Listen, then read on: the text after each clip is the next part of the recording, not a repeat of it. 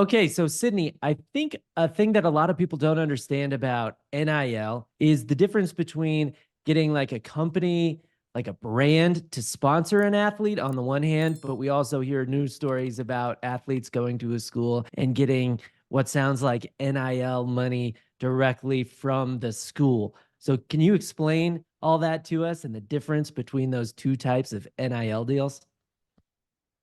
Yes, I can. So on the one hand, you have your brand deals from your Adidas, your Nike, your local barbecue joint, anything that an athlete will go directly to a business or a business will go directly to an athlete and they'll say, I want to work with you, or the business will say, I want to work with you, and they'll sign a deal, they'll do photo shoots, they'll do signings, Instagram, all those posts. So that's kind of one kind of deal. On the other hand, you have collectives, which they are not run by the schools. So the schools are not the ones giving them the money. But often they are affiliated with schools in a sense because the collectives are founded by alumni, donors, boosters of the university who want to see their athletic department succeed. So they are separate entities, but they are created by people who support the university. And so they are school specific, essentially funds of money that donors can help create NIL opportunities for the student athletes at that school. So there's a wider range of different activities. So some collectives are for profit, and all they do is they kind of do the brand deals type things, but they just find the deals for the student athletes. So that's one type of collective.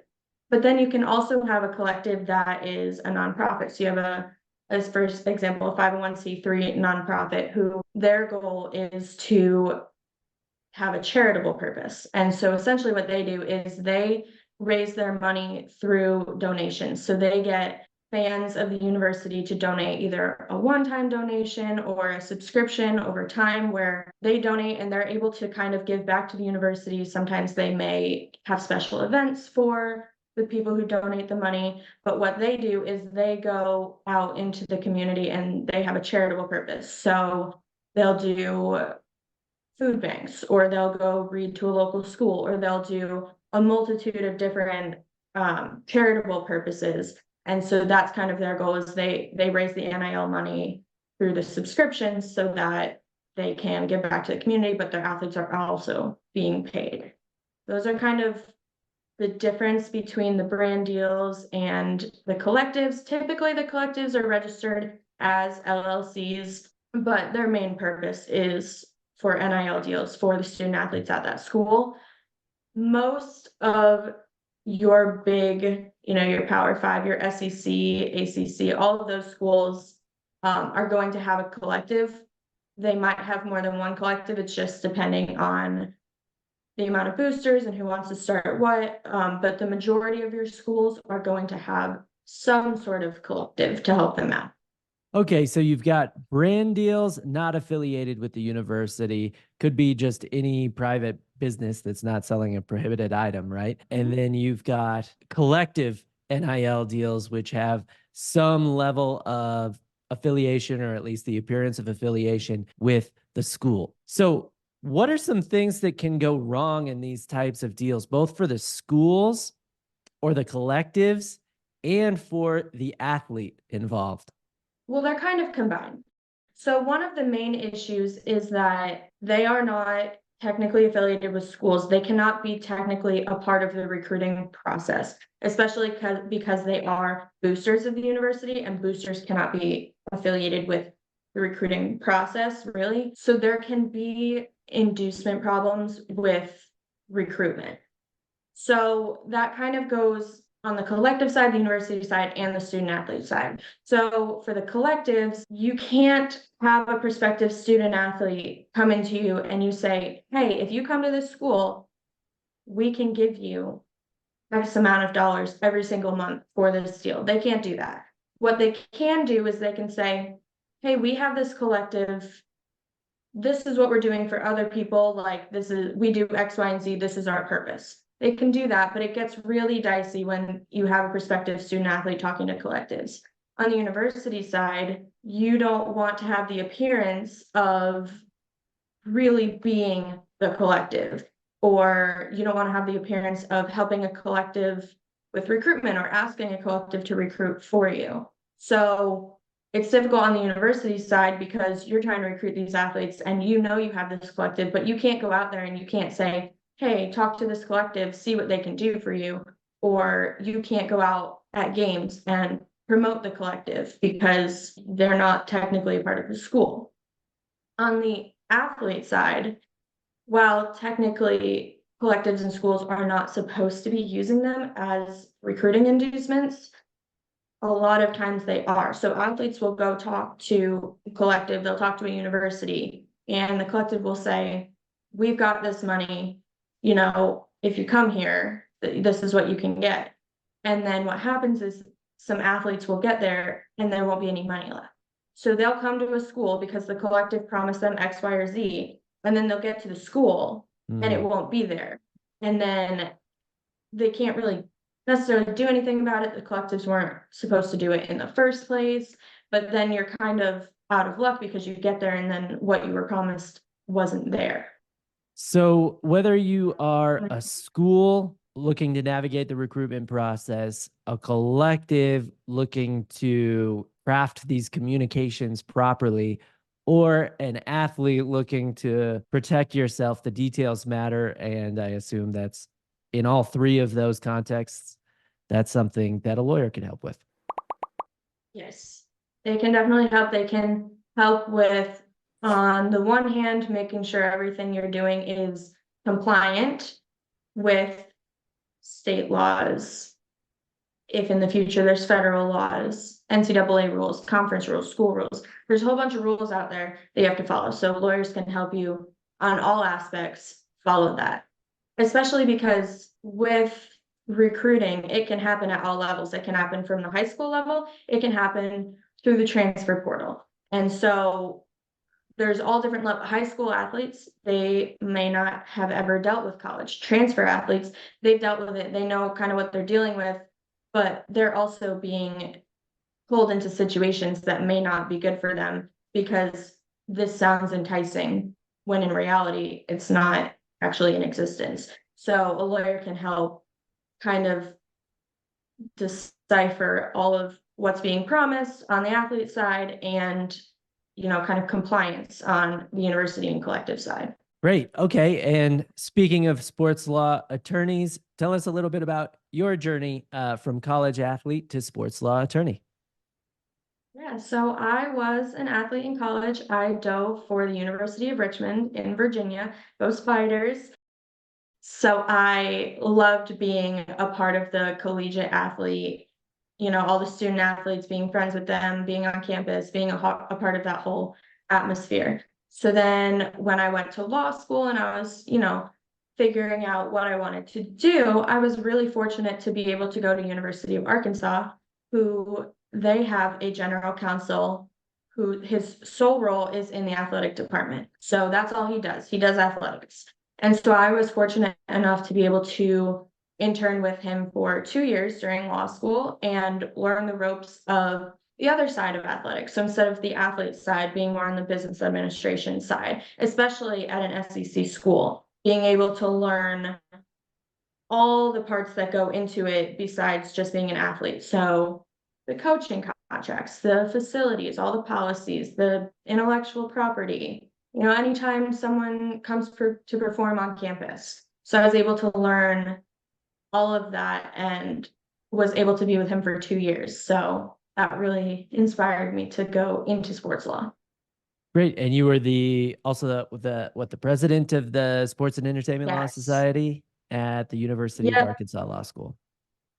Yes, I was the vice president my second year and the president my third year of law school. And with that, I was able to have some speakers come to campus. I was able to actually put together a panel with a couple collective directors, and they were able to talk a little bit about what they do. So I was able to, you know, really learn more through my role there and be a part of some sports law competitions through that.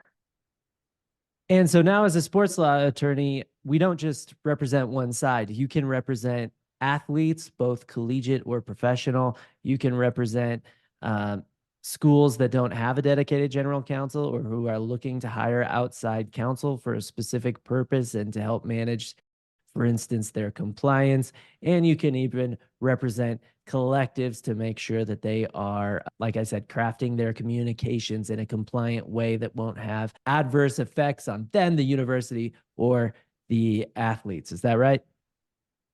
Yes, anyone who needs assistance within the world of sports. Okay, wonderful. So you've talked about some of the challenges that schools, collectives, and athletes can face. Do you have any real world examples of those? Yes, we actually have one that's happening right now. The NCAA was investigating and just released their findings against Florida State. So essentially what had happened was an assistant coach drove a prospective student athlete to a meeting with a booster who was a part of the collective. And at that meeting, the collective member promised the prospective student athlete $15,000 per month to attend Florida State. And so that was really impermissible recruiting and inducement to come to Florida State right there, which is not allowed. So that's kind of a real world example of where you can get in trouble with the collective side, the university side, with how tricky it is for recruiting. Mm-hmm. And so the NCAA has really come down pretty hard on Florida State. They have a lot of penalties. They have a lot of violations on the institutional and the individual level for the assistant coach. So some of the major ones are this is not a conclusive list. It's just the major penalties that they have are they're on probation for 2 years. So until January 11th, 2026, the NCAA will be monitoring them. They also have a financial penalty. So the institution has to pay a fine of $5,000 plus 1% of their budget for the football program, which is a huge fine. They also have some scholarship reductions. So they have to reduce the number of essentially scholarships they can award in the football program by 5% during the 2-year probationary period.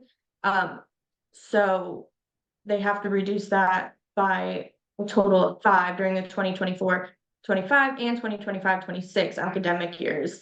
They also have some recruiting restrictions. So when they're allowed to contact student athletes, how many people they're allowed to bring to campus for visits. So that's a huge one. If you're, penalized on how many recruits you can bring to campus, that's really going to hurt them.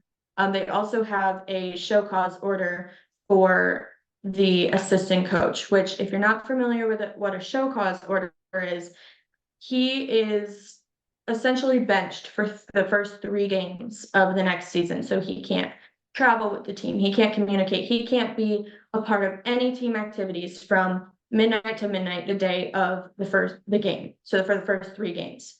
And so essentially that's for whatever institution he is employed at. It doesn't matter if it's Florida State or another one.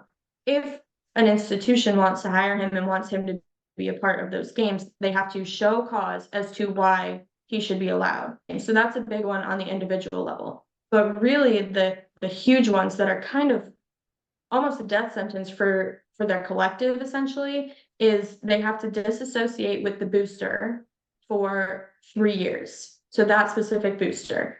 And so what that means is they can't really have any contact with the booster, any business that the booster provides. That booster can't get any special treatment. Obviously they can, buy a ticket and go to a game if they want to, or they can, go to a campus event that's open to the public, but they can't have any more contact with the university, and the university can't get any benefit from that booster more than what like a normal person in the public would do for 3 years. And on top of that, they also have to dissociate with the collective for 1 year. So what that means is they can't receive any benefits from the collective. They can't give the collective any benefits for an entire year. Now, this doesn't mean that the booster or the collective can't be involved with individual student athletes. If they have NIL deals, or if an athlete is a part of the collective, those are fine. They can do individual student athletes, but the university and the booster and the collective have to dissociate for those periods of time. Wow. So NIL is legal now. You can do it, but you need to make sure to do it in the right way because the penalties can be extremely harsh. So make sure to be compliant and seek out the right legal guidance. Yep, exactly. And, this is something that may change in the next coming months. There's been some proposed legislation at the NCAA level, which could potentially take effect by August of the next school year, so 2024, 2025 school year. Whether or not it actually will is depends on how fast the process goes, if it's passed, whatnot. But what that legislation would propose is kind of merging the collectives in the schools. So the schools wouldn't be actually paying the athletes for NIL deals, but they would be allowed to be more involved with the collectives. They would kind of merge them into the department, sort of, so that some of these recruiting inducements aren't happening because the schools will be able to monitor it better. The schools will know what's being promised so that if a student athlete gets to the school and then the money's not there, they'll have a better understanding of what's going on, and they'll have a better control over Title IX purposes, making sure everything is compliant with Title IX. So things are changing potentially in the future, but as of right now, everything's really tricky, everything's muddy. You have to be really, really careful to follow all the rules. Right, because from the assistant coach's perspective, they're probably thinking, I'm just driving somebody to a meeting, but you don't realize the level of severity of the violations you're creating and doing something like that. And like you said, big changes coming from the NCAA, and whether you are a school or a collective or even a student athlete, you'll need to know how to navigate those as well. Sydney Weiskopf, sports law attorney, thank you for joining me today. Thank you for having me.